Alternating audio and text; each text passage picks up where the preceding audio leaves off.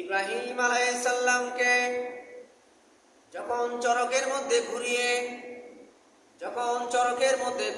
ঘুরিয়ে আগুনের মধ্যে ফেলে দেওয়া হলো, তখন আল্লাহ পাক রব্বুল আলামিন পবিত্র কুরআনুল কারীমে আয়াত নাযিল করে দিলেন, কুলনা ইয়া নারু কুনি বারদান ওয়া সালামান আলা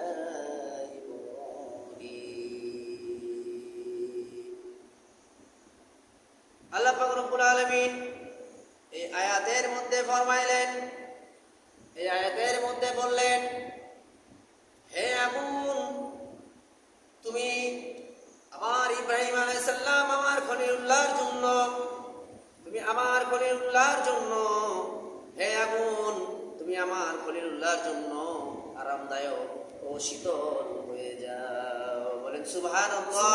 সুবহানাল্লাহ। আল্লাহ পাক রব্বুল আলামিন ঈমানী পরীক্ষার মধ্যে অনেক বড় পরীক্ষা ইব্রাহিম আলাইহিস সালামের উপরে হয়েছিল। ইব্রাহিম আলাইহিস সালাম এমন পরীক্ষা দিয়েছিলেন, প্রত্যেকটা পরীক্ষা ইব্রাহিম আলাইহিস সালাম পাশ করেছেন।